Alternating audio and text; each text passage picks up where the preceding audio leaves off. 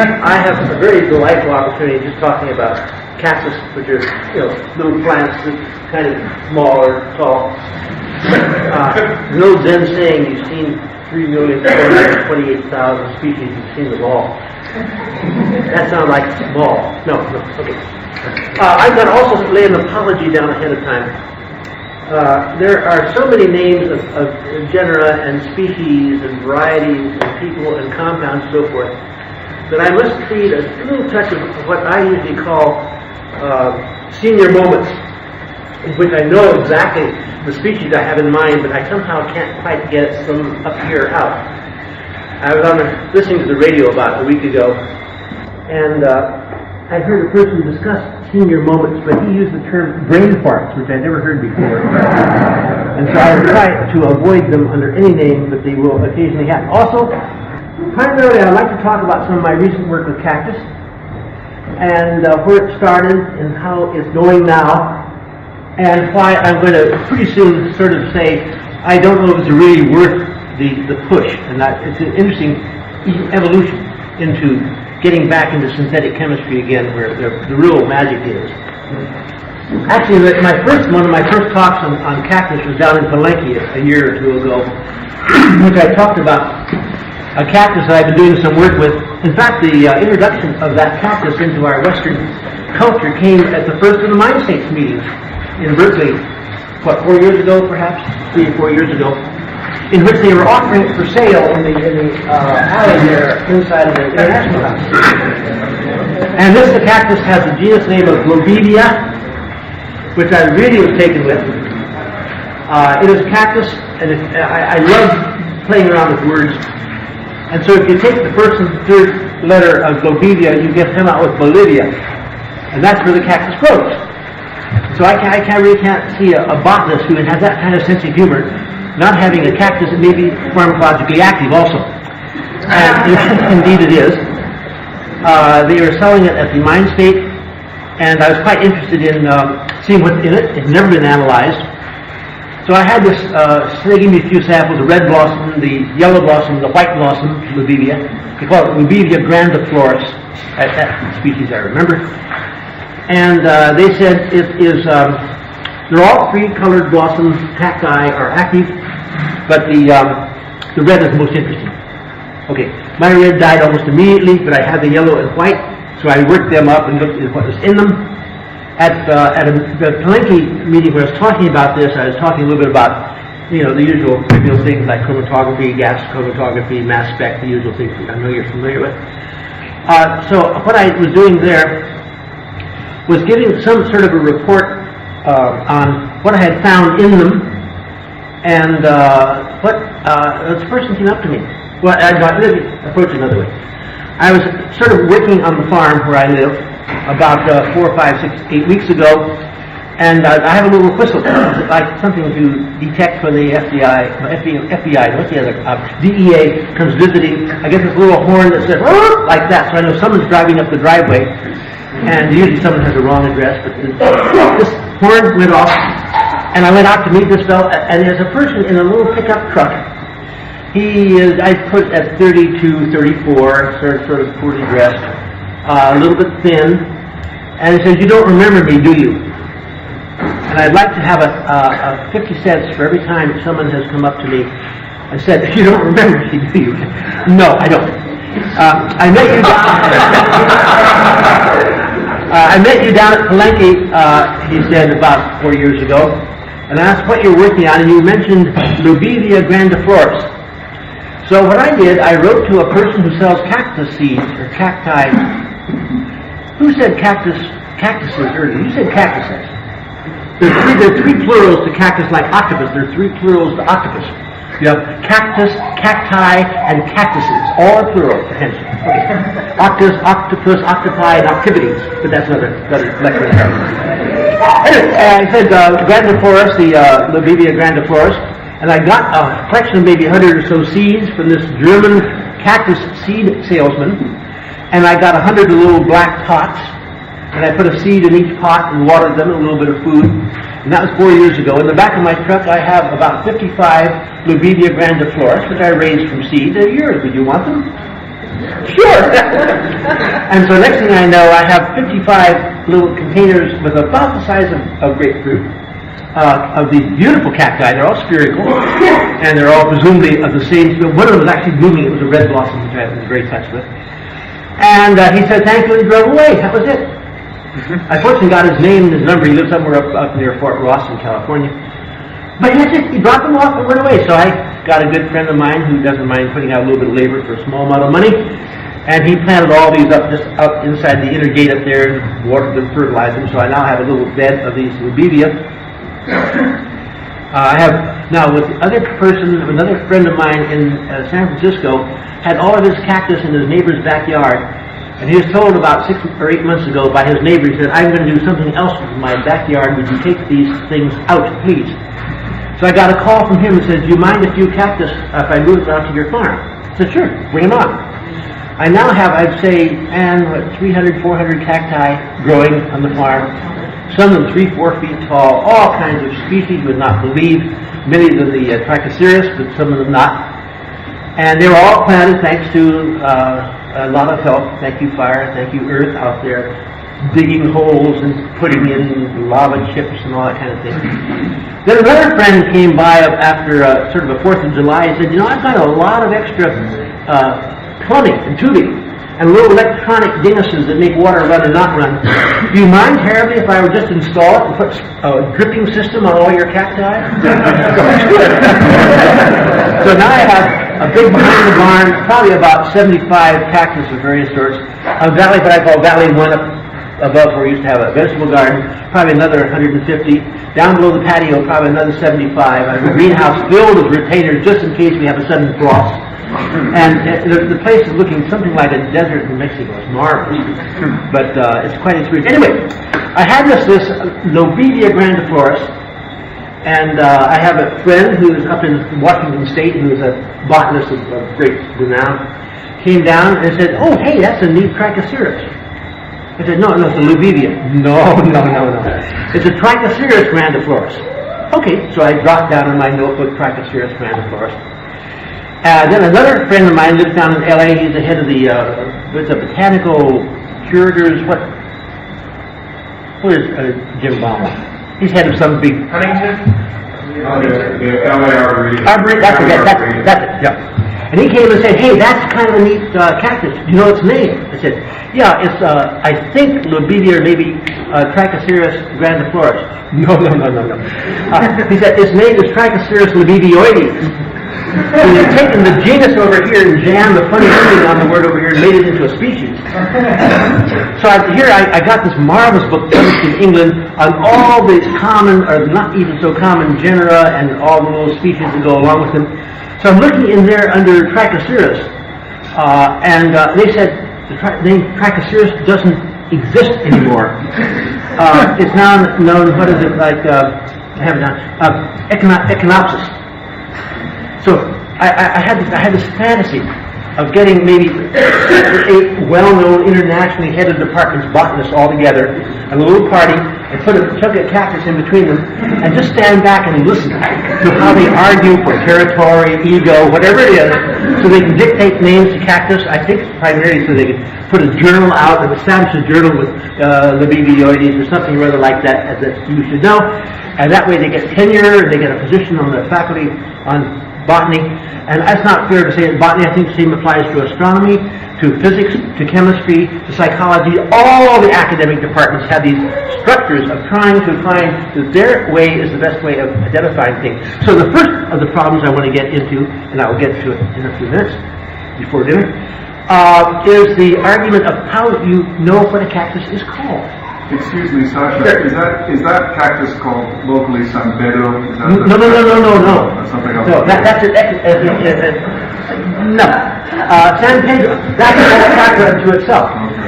I've always called it pachinoi. I've been corrected. It's pachinoi, Trichocereus pachinoi. Except there are varieties. You have long-spined Trichocereus pachinoi, which are the San Pedro, presumably, which are not that dissimilar from the short-spined Trichocereus peruvianus. And of course, if you have shorter-spined peruvianus, but long-spined pachinoi, you can't tell them from the Trichocereus what was the name of the other thing? Somebody's giant. Who knows the Tom Jules giant? Tom Jules giant, yes. And then you have the Tom Jules giant, Tom Jules giant, which I couldn't tell any of them from any of the others. One was dead and one was vodka. I found the Jules giant Cracoceros are known as vanilla and non-vanilla, which I took a little bit of searching out. When the blossoms bloom, some of the blossoms smell like vanilla, and some don't have any smell at all. And so you have a subspecies of this. So I'm not interested in what they bloom like, what they look like. I'm curious what's in them. And I don't know if I use the same cactus twice. I was told, wait until the cactus puts out what they call pups, down the bottom of the cactus, boom, boom, boom, all the way around the bottom. These are sort of, you might say, physical reproductions of the original cactuses. It should have the same genes, what have you, all should be the same. So I like the idea of saving them in my greenhouse as a retainer sample for what I had looked at in the laboratory. And you look at some of those pups, and every now and then, the third or fourth pup around the thing looks totally different. You have what are called montroses, which I just discovered the word of. It's a nice way of saying monster. And these are cacti that just look weird. They call them montroses. Then you have crestoses, which is a weird, nice way of saying crested. The cactus doesn't go up like that. It goes up like this. It has like an edge up at the top. And so I began looking at some of these in the I'm not even going to get into the San Pedro, but I should. Different compositions. You think you have a cactus and you have a variety of vegetative offshoots from that cactus. They should all be the same. Don't kid yourself. Some of them are contained, for example, I was told that the macrogonus, which is something I talked about up in Canada. I love cactus with a species. This is Cracoceros macrogonus. Large corners. Why cacti should have large corners, I don't know, but they're called macrogonus, and they're perfectly fine. And is this active? I asked the person who's the source of my first 50 or samples of that or so. Yes, by and large. I say, well, how do you mean by and large? Well, sometimes they are extremely active, but sometimes rather interestingly they have no action at all. This is the kind of thing I'm trying to fight through in determining why cacti are active, and I can't even find that they're active. So this whole thing gets me out of the Cracoceros, I guess would be the Oides, whatever it is. And I want to talk about another cactus which I've gotten very interested in, and that is not a Pacaceros, but it's a Pringlei, a Pacaceros. It's a cactus a good friend of mine found, brought up into my reality. He is a collector of cave drawings and secret businesses inside of nice things. And you go about halfway down to the bottom of Baja California. On the east coast, there's an area where there's an Indian tribe who lived there in that area. They now go over to the mainland about 200 years ago. But they left paintings inside of the caves there. He got permission to go in. He loved the idea of painting, took pictures of the paintings. And one of the paintings had obviously a religious chief or maybe a god or something. And the guy had a hand like this, and he had a hand like that. It was a marvelous painting of an Indian holding his hands like that. And he says, that's not an Indian, that's a cactus. And he went all around the whole area around the cave are these Pacaceros Pringlei growing there. And so this must be a religious cactus. So, being a good adventurer, he goes out and cuts down a few of them, boils them up in a pan with a little bit of lemon juice, and he and his wife consume them and turn on like you wouldn't believe. So I decided, what is making a Pacaceros Pringlei? You look in the literature, they have about 4 compounds known to be in it. And so I got this from him, and I was going to mention one more thing about the Libivioides. I talked about that. That's an interesting little aside. That it came up because someone was talking about the law, I think it was Jonathan. I found in a very small peak inside of the Libivioides, probably constituting a trace component that had the empirical formula of what would be N-dimethyl 5-methylene dioxyphenethylamine. I don't worry about the details. I had a blackboard to draw it out, but I don't draw it out. So here is a material that's known, but has never been found in the cactus before. It just might be an active compound, and so I really carefully documenting its mass spec and synthesize the compound to make sure that we're okay. The retention time of genetic samples is exactly the same. This is a good encouragement for mass spec. but the ratio between the primary peak and the parent peak was just slightly different. So what else would have the same empirical formula? I snoop around a little bit. It has the same empirical formula as MDMA. And so if you put a methyl group alpha nitrogen and stuck it on the alpha position, you'd have MDMA, same mass spec approximately.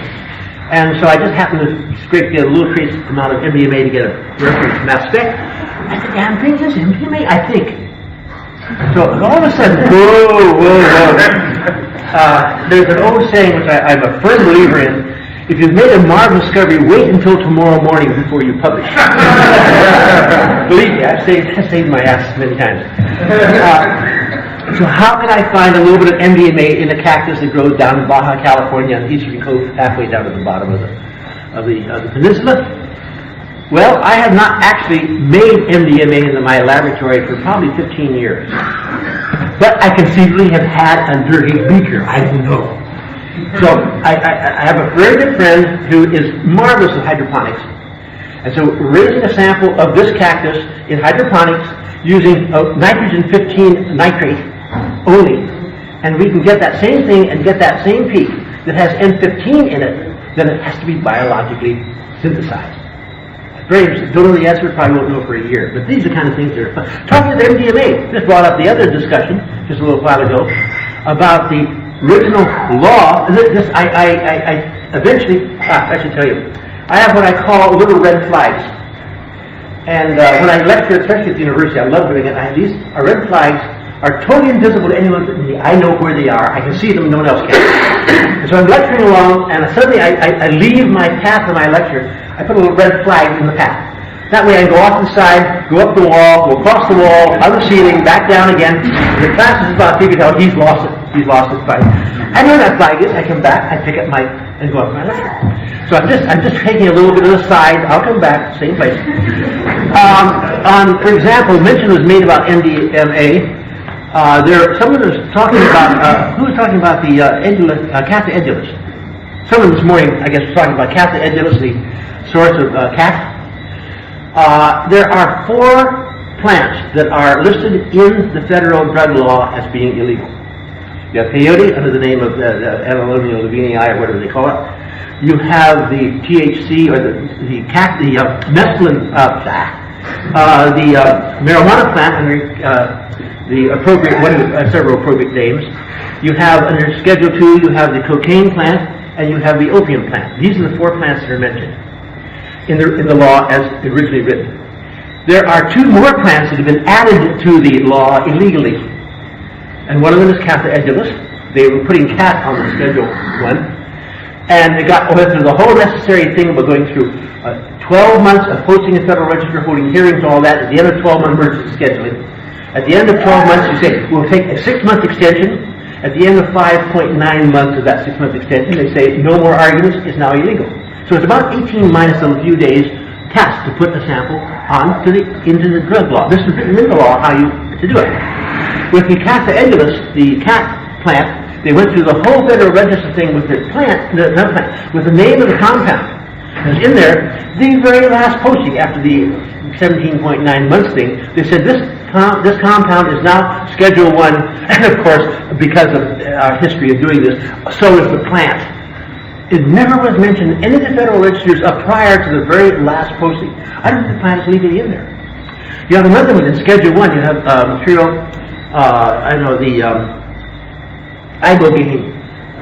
Iboga tabernacle. In 1970, the law was written, and ibogaine was spelled out as being Schedule 1. At that time, there was no DEA. At this point, the Bureau of Narcotics and Dangerous Drugs, BNDD, sent out a notice to all the people around everywhere, industry, academic, what have you. This is the way we intend to write up the federal drug law, using these spellings and using this organization. Give us your opinions. And the opinions came in 1971. They printed up the one with the new correct spellings and all that.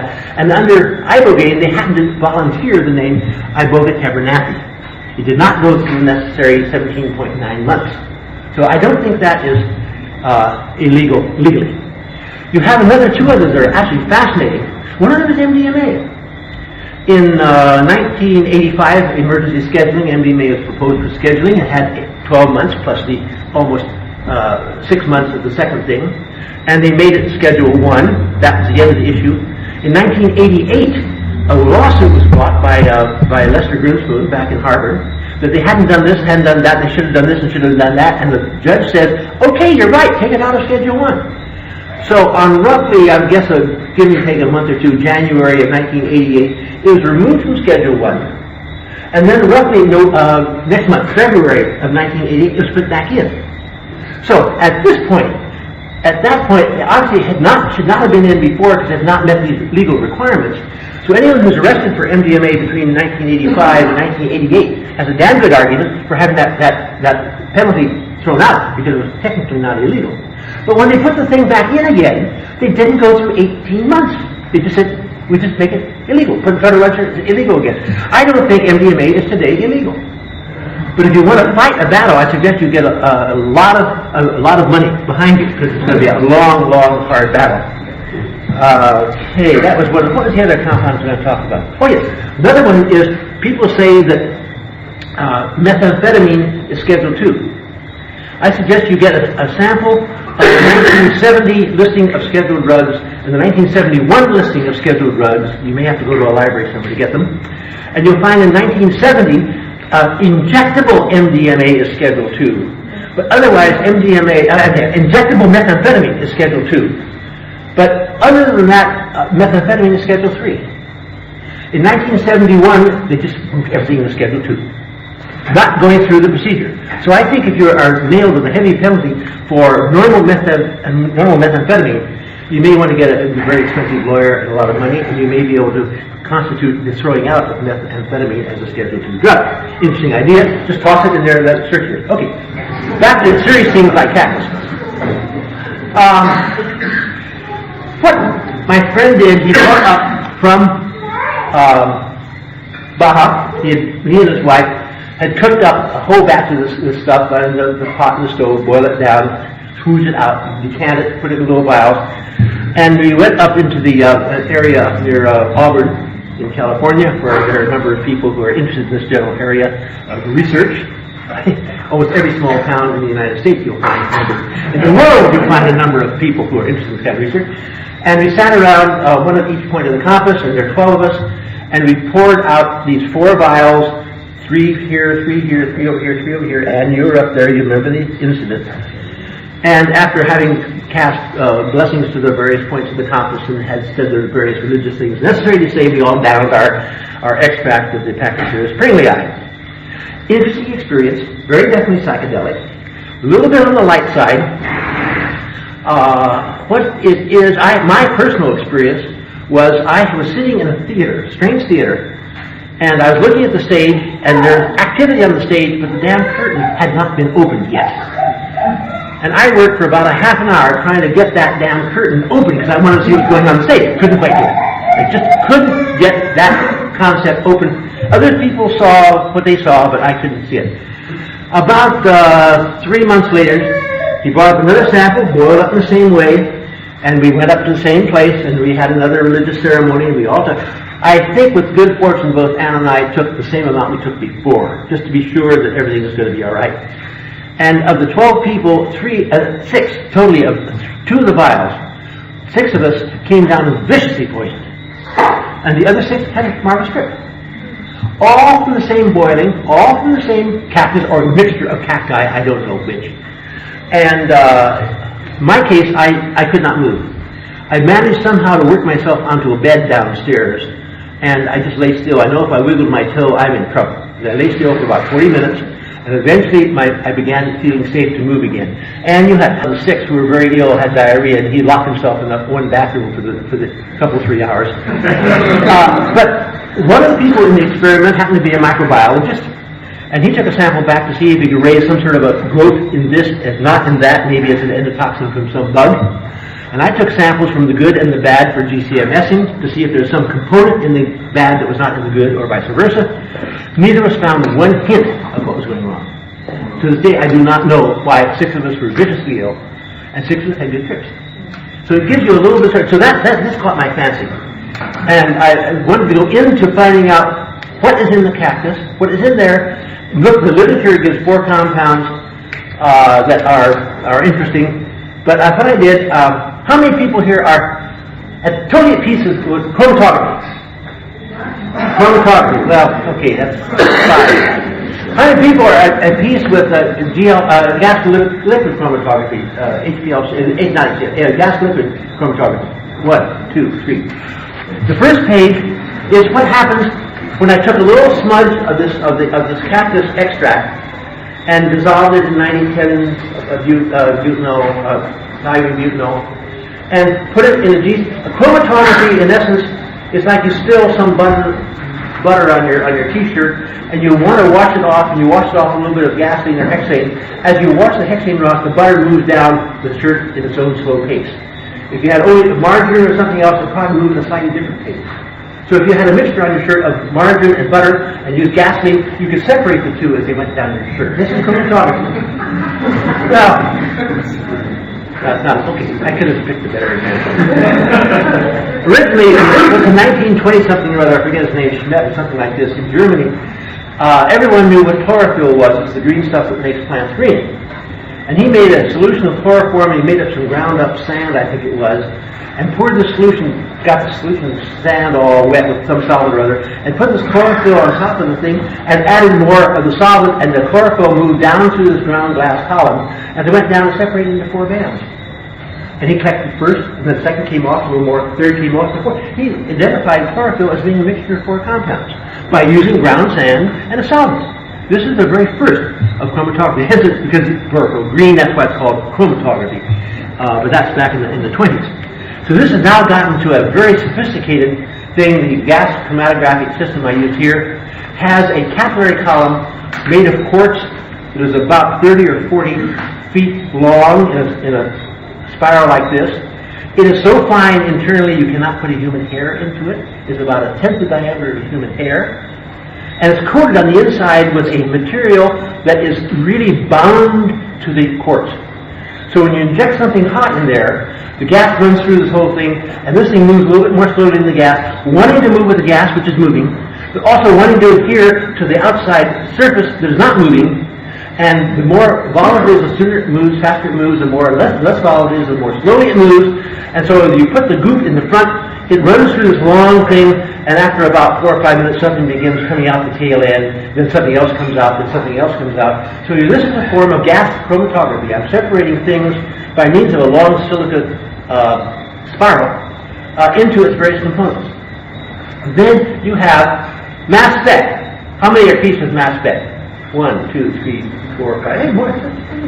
I think there's real picky on mass spec when I get away from it. I think the best way I can tell about is when you take a molecule, there's a bunch of atoms all hooked together, and they're all bonded together. Every bond has a couple of electrons in it. So you have, however many atoms you have an even number of electron bonds. So it's 28 electrons to 30 electrons, 32 electrons. And if you go and whack this thing with a very, very energetic electron, you knock the electron out. So suddenly you have a molecule with an odd number of electrons. And it can't stay together, it falls apart. And as it falls apart in fragments that are different degrees of stability, different sizes, and this is a fragmentation mass spec. So if I have this stuff coming out of the column over here, and coming to an area where under a vacuum, I can hit it with a hot electron, and let the stuff be accelerated down some sort of a thing that accelerates things. And it goes down this way, and at the very end you have a large piece of film. And I have a great big head sitting down here. And all these things are coming through, and the more massive they are, the less they're deflected by the magnet. So if something real massive goes a little bit like that, something very light goes down there. You develop the film, this is in 1960s what mass specs were. You develop this film, and you have the light things down there and the heavy things up there, and you can tell what the mass is of those fragments by where it is on that film. So suddenly you've broken the molecule apart into little bitty things, and you can measure the amount and the mass of those little bitty things by means of magnetic diversion. Now they have what's called quadrupole. You have 4 little lines of the RF field going around the detector over here. You shove the stuff in this thing and it goes into the magnetic field, and it whangs into the detector, and you vary the RF in this field, and faster, whatever, slower. Anyway, light come out first, the heavy come out later, and the very heavy yet later. This whole thing takes about 1/3 of a second to give you a complete spectrum.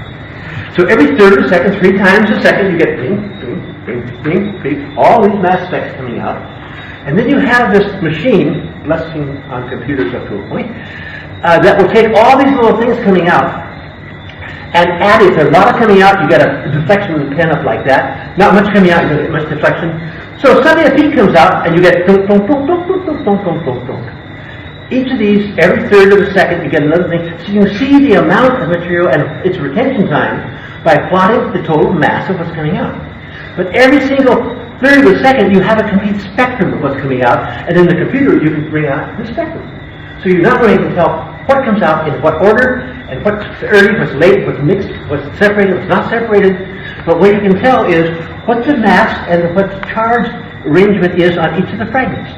So not only do you know where the mixture is in the sense of resolving it, but you know, have a good insight of what the materials might be that are in that mixture. Okay, so now the first of the pictures is what happened when I put that little extract. This was not the poisonous one, not the non-poisonous. This is the first of the ones about 3 months earlier. I put a little smudge in there, and you can see there's a nice little peak, and then a bing bang bang. This is the first of the thing, and a total of about 8 or 10 peaks. And notice the middle peak of this, more or less middle peak, is quite a big monster. That is the major component of this cactus. The second picture, I took that little section of these materials coming banging out there and blew it up horizontally. If you do computers, you turn the knob, stretch it out, you print. And this is a picture of those things. Now you see that big peak is literally a monster, overloaded as a matter of fact. It's so big it's warped. But all the little peaks, B, E, I made these letters, you'll see why in a moment, identify them so I know the chromatogram belongs to what peak. And the third thing in there, I took the bottom quarter inch of this entire thing and printed out to bring out the noise level. And there suddenly you can see another 15 peaks. So here's a total of 20, 25 peaks. Every one of those, I have a mass spec. So if you know and you have a reference sample, you know what that material is. I found dimethoxyphenethylamine, I found dimethoxyphenethylamine, I found chlordamine, I found all kinds of phenethylamines. But the bulk of these things are isoquinones. And I really got turned on about 4 years ago, 5 years ago. By the way, the book on simple plant isoquinolines, I put a few flyers in the back table to introduce it. It's dull. It's finally been printed about a month ago. It's a listing of the very simple isoquinolines. I was writing an appendix for the third book with Anne, and I was going to put a little appendix in there on simple isoquinolines from plants. And by the time I got the information compiled in one place, it was over 600 pages of information. And so I decided to be a book by itself, which it is. Dull, no sex, no drugs, no excitement, strictly dull. It lists the name of the trivial name of the isoquinoline. I found a way of alphabetizing structures, which is kind of neat. It lists the alphabetization of all the structures with the plants that are in there, their names and plants. And the very last section of the book gives the names of all the plants with cross-indexed references. So if you have interested in an alkaloid that is an isoquinoline, or a plant, or a structure, it's in that book. And as I say, there's no excitement in it. I recommend it only if you're one of the few people in the world who'd be interested in that particular thing. But there's a brochure back there if you want to read about it. So what I did, where am I? Why am I? Sasha, where's the book available? We have Transform Press, but that gives the mailing address of the press. Mm-hmm. And the number of suppliers of stock. Okay, where am I? Why am I here? Interesting, the fourth picture is an actual picture of the mass spec of that major peak.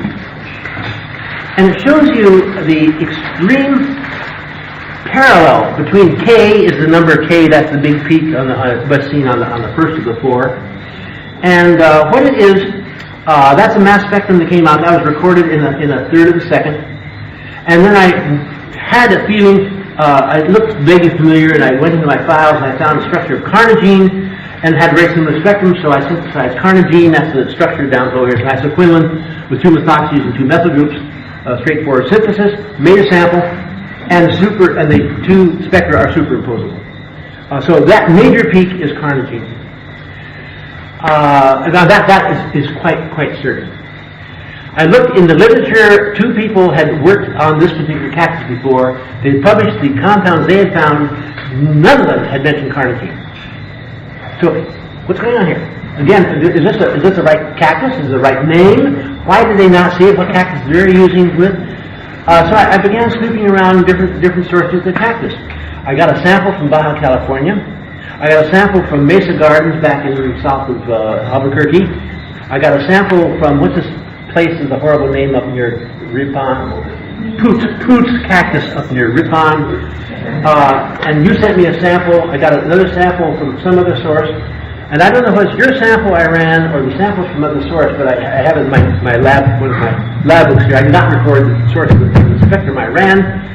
I ran the spectrum, totally different. Totally different.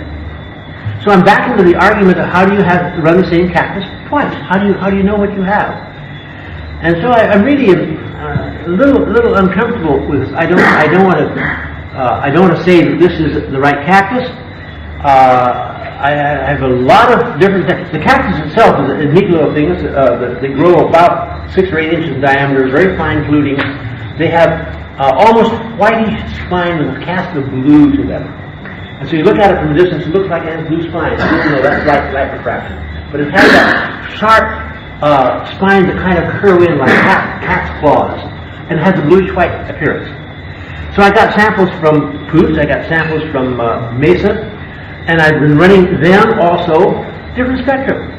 I'm keeping a reference sample of each plant, so if anything really push comes to shove, I can say, this is the plant I ran. But the trouble is, I'm not even sure those are valid. So this is where I'm getting off into strange territory. I am beginning to believe that the idea of trying to find all these active material in cacti is looking at the wrong thing. This is my own feeling, my own direction I'm going in a little bit right now. I think the cactus is, I don't think I can explain why a cactus is active. Take, for example, this carnitine. I took it up to 100 milligrams, and I'm now hesitant at 100 milligrams because it is known in the literature to be a bactericide or bacteriostatic, which doesn't bother me at all. But in some animals, it's also a convulsant, which does bug me a little bit. And I'm not quite sure if I really want to go any higher. I don't turn on by convulsing. But also, what is an interesting point is it happens to be a tremendously good monoamine oxidase inhibitor. And I'm wondering, both of these little peaks in this thing are isoquinolines. Several of them are very effective monoamine oxidase inhibitors. I have run a mixture of this through a general screen, very effective deamination inhibition. And I'm wondering, I asked Jonathan if I could steal a word potentially from him, and he said sure. And so I coined the word, thank you, Jonathan. Are you here, Jonathan? Yes. Oh, good. Yeah, the Cacti-Huasca, use Parma-Huasca, you use all kinds of different Huascas. So I have the term Cacti-Huasca, which I think is a mixture of alkaloids that contains phenethylamines, and indeed there are a lot of phenethylamines in this particular cactus, that themselves are known not to be active. And they contain isoquinolines that are known to inhibit the deamination of these phenethylamines. And I have a feeling you're going to get in a situation in which you're not going to find an active compound, but you're going to find an active cactus, because it contains at least 2 compounds. Let's say, make it simple, 2 compounds, one of which is deaminated and hence is not active, and the other of which inhibits that deamination. So you eat the cactus, take both compounds, you turn on. Eat either compound alone, you don't. It's very much like ayahuasca in combination with DMT, harmine or harmony. So that is where this is kind of going. So what I want to do with the cactus now is not to try to identify why they're active, but really pursue what's in them. And let this be a clue as the kind of direction for synthetic things to go into. I must have synthesized, 20, 30, 40 of these isoquinolines. I have a very good friend in Virginia, the state of Virginia, who has a marvelous monoamine oxidase inhibition assay, A's and B's. And so I'm sending him 10 at a time, and he's running them all through, and we find, for example, methylene dioxy is much more potent than the dimethoxys, or if it's not, both methyl groups not. So you give these clues, and I want to synthesize 10 more isoquinolines with the active thing here, the active thing there, to vary the degree of aromaticity, find the things that are active, that maybe one more pass, keeping that most active aromaticity thing in there, and maybe vary the position of the methoxy groups or the methylene dioxy group, variations like that. I will wager 3 passes with his help. And I'm going to come up with a monoamine oxidase inhibitor. It's going to be in a cactus somewhere. And it's going to be an active compound. It's going to be a potent inhibitor. And if nothing else, that itself might be a might be an interesting experimental research tool. So this is kind of where it's going. Now into the cactus more from the idea of finding what's in there, getting ideas, different kinds of groupings that might be on there, and it's a fascinating area. Actually, what I'm going to talk about tomorrow, whatever the next talk is getting back in the laboratory again, because another thing that is eroding very much my dedication to cacti as a primary target is the fact that I've come across a whole new bunch of tryptamine ideas. And in these tryptamine ideas are a whole new bunch of activities. Someone asked me, someone asked just outside, do you have a permit? I think it's from Germany. Do you have a permit to do this kind of work? And I said, I don't think we need a permit. Well, these are illegal drugs. Yeah, you're the one who asked. These are illegal drugs. No, they're not. Well, are they in the law? No, I'm just now making them. There is a 4-year, I'll make it round 4-year delay between making a new compound, find its activity, and then 4 years down the line, the DEA gets around to scheduling it, and you get that problem. But I got a 4-year lead, and I want to keep that going ahead that way. And it's totally legal. I don't have an illegal drug in my lab. As soon as they schedule something, I throw my record sample away. There's no problem there. But the whole beauty of this whole area is absolutely. I cannot begin to explain the joy, the pleasure, the absolute magic of making new compounds. Compounds never made, something these isotones never been made before, and once you make them, maybe that wasn't a cactus, maybe it's not. Just give yourself the theoretical picture of having a white solid in a nice petri dish in your lab. You just made the thing, you know it's right, it has a spec on it, you infrared on it, everything's absolutely right, it has the right CH&N analysis, everything's in order, everything looks beautiful. And you're looking at a white solid, and you say, no one has ever made that before. It's not in the literature, and I will wager that it's never been made. Maybe in yonder galaxy somewhere there's a chemist who made it, I don't know. But certainly not on Earth. At least there's no record of this anywhere on Earth. And you have this little white crystalline solid out there. You say, I bet that may be a psychedelic, entheogenic.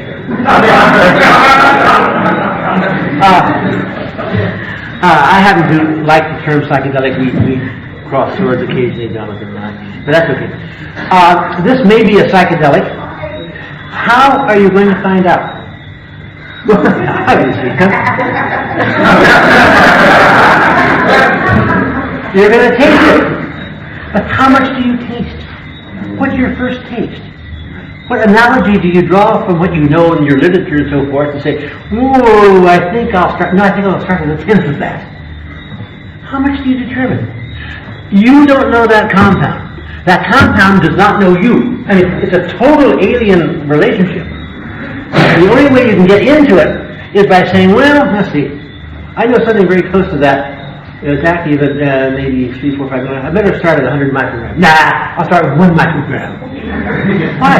If you start at 100 micrograms or 1 microgram, the difference in weight is trivial. But it takes time. But then you have several other things you assay in between, and you work them out. And you eventually find you get into, it's a situation where you cannot lose.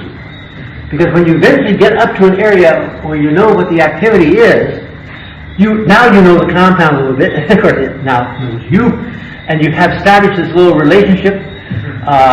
Dialogue is a strange sort of thing, but it's there. I mean, you're kind of talking to it in a funny way. You certainly can hear it, like plants, whatever you talk to in the jungle.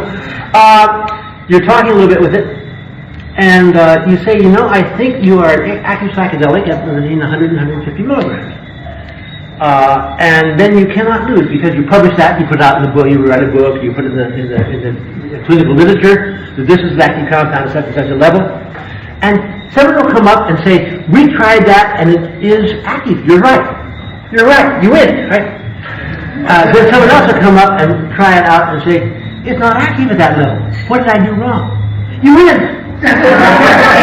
Either way, you've got a winner. So that's the beauty of publishing forces things out there, and it's an exciting thing. The idea of just taking something totally unnew, lifting up a rock out in the field and seeing what's crawling under it is one of the most exciting things I can conceive of doing, because you're seeing something that no one's seen before. And this whole area of synthesis, these isoquinones are just absolutely delightful things to work. They're all crystal solids, or some of them have N oxides, a little tricky to make, and possibly you get aromatic rings and you get little problems with fluorescence. decay in sunlight. You have to be a little careful with some of them, but to a large measure, they're stable. And they are easily handled, and they're all white crystalline solids, which is maybe a bit racist, but that's what I have enjoyed working with. Oh, one thing on this picture I quite forgot to mention, somewhere I got some glasses. You take the third of the four pictures, and you get a very good view of it over on peak P and Q. And if you look at P, you'll find you can see the little lines going up every third of a second like that to the top, and down every third of a second down to where it becomes Q peak. So you can actually see it. L is even a better example. We have little steps going up. Every one of those steps is recorded over a third of a second. And every one of those steps is a different separate mass spec. And what you can do with the mass spec, which is absolutely marvelous, is take a peak that comes out like this and check every single step on that peak. And sometimes you find that the spectrum going up is different than the spectrum coming down. There's two compounds that happen to come out almost at the same time. And suddenly you have two compounds and you only thought you had one. Another thing you can do with this, oh God, thank goodness for the computers who run this sort of thing. I mean, if you have actually $60,000, $80,000, $100,000, I recommend you get one of these machines. They're beautiful things to play with. They now have what they call a triple quad. We have one over at General Hospital in San Francisco. Instead of being a mass spec with a quadrupole, it's three mass specs in essence in a row, all running the same sample all at the same time.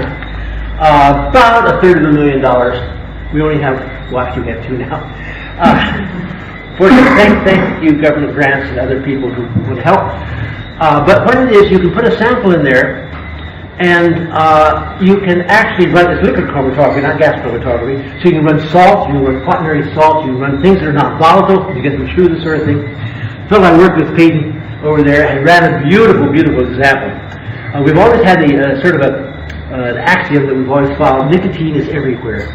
I mean, you can take a swipe and write this little thing over here and come up with a staggering amount of nicotine. Because somewhere within the last few months, someone smoked in here. And that nicotine is on this, it's on that, it's everywhere. So he was running on this triple quad, which has pretty good resolution, but superb sensitivity. Forget nanograms. You're down to the picos and below. I mean, that kind of sensitivity. Really gorgeous.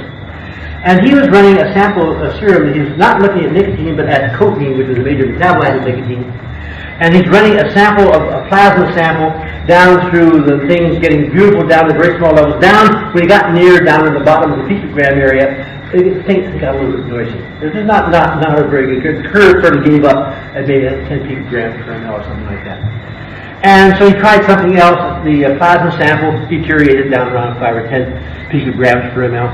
And so he figured this.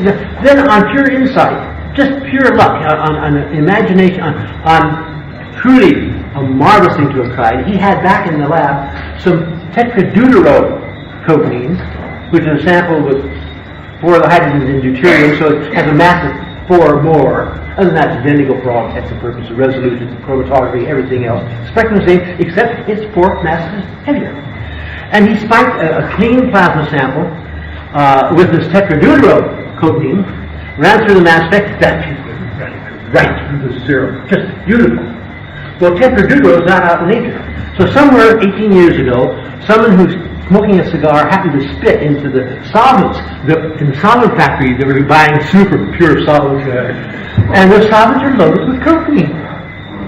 And so you don't get a good baseline because it's everywhere. So I think back to the marvelous sample, the example was given some time ago of you have money, you have paper money, guess what's on it? They said, well, we proved there's cocaine on it. All paper money has cocaine on it.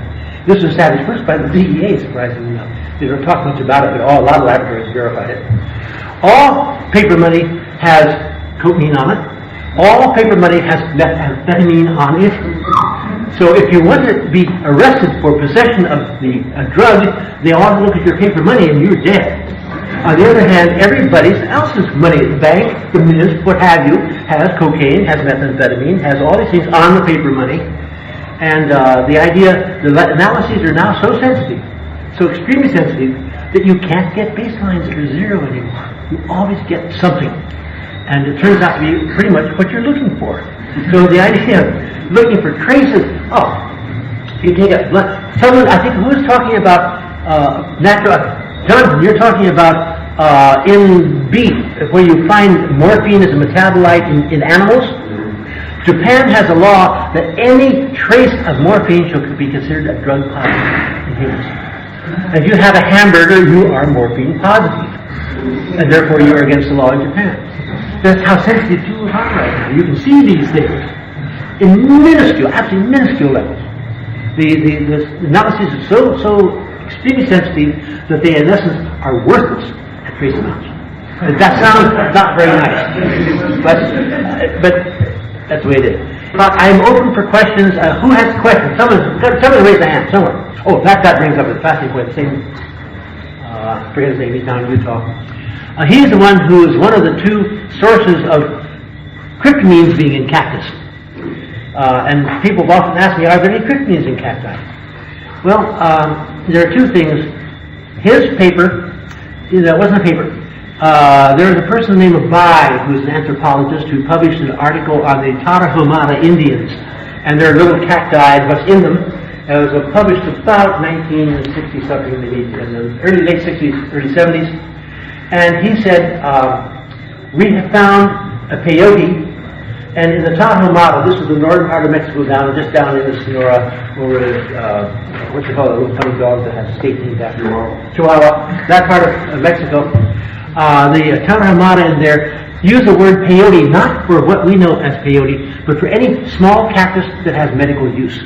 So you have to be very careful of the use of the term peyote in northern Mexico. Down in central Mexico, down along with the Huichol and all that thing, it's routinely the peyote cactus. In the Tarahumara, it's any small cactus that has medical action. And he had this, and he had, Bai said he ran a color test on it. He looked at the color test. In my opinion, this is a tryptamine. And so it went into Bai's paper as being a tryptamine in this particular cactus. I forget, it's Ariocarpus or something or other. In this particular cactus, there was a tryptamine reference personal communication. This friend of mine back in Purdue. And I know him well enough to know that he had found a tryptamine in cactus. I give him between 3 and 4 weeks before that appeared in some journal somewhere. I mean, he's he wants to be in front of everything, and he is a lot in front of it. It never appeared. And so I contacted one of my other allies in Purdue and found that he had not published it. So he had moved to Utah. I moved to Holden, Utah. And I said, whatever happened to that tryptamine you found in cactus? It's one of the 2 reports in the literature of tryptamines being in cacti. He said, well, it turned out to be an imbecile. It wasn't a tryptamine at all. So that took care of one. There's another issue, the first edition of Hoffman and Schulte's book on the plants and hallucinogenics, whatever the name of the thing is, had N-dimethyl, had DMT as being a component of cactus dimethyltryptamine.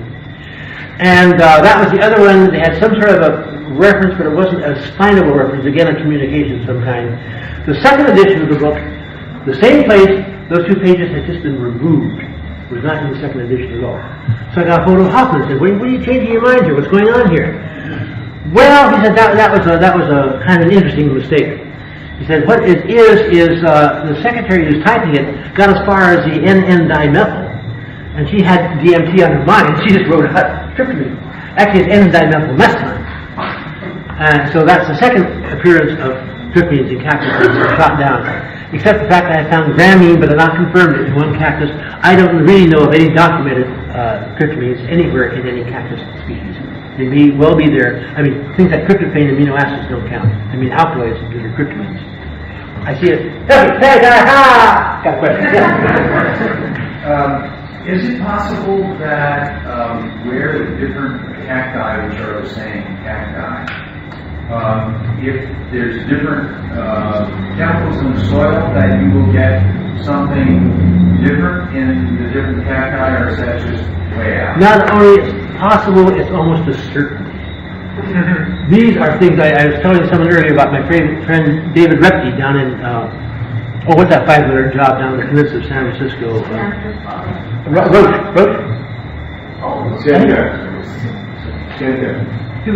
It's 5 or 6 letters. He's a chemist down there, well trusted. I published a lot with him. He's a master of tryptamine synthesis. Almost all my synthetic skills in tryptamine I've learned from him.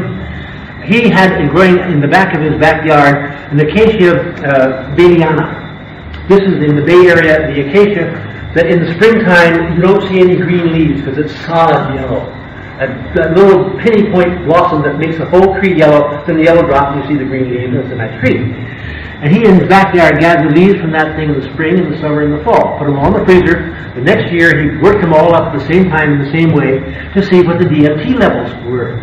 And in one of the samples, I forget which it is, it's all been published, he found DMT at a fairly high level, almost no other alkaloids with a little bit of harmine and harmaline.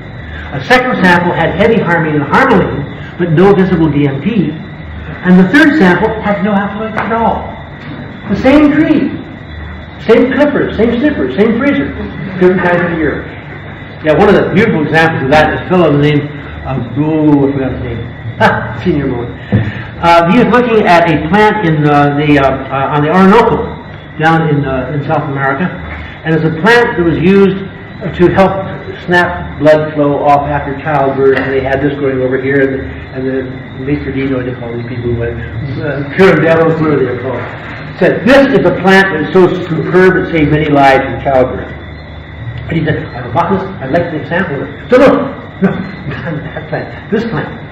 They're the same plant, I'm a botanist, I know. This plant doesn't work, this plant does work. It's the same plant. Impact. So he had the wit to take samples from both plants. He samples back both plants, and this is where I learned the term endophyte. I've never heard the term before this came up. And he took both plants back with him to his lab back wherever it was in the United States somewhere.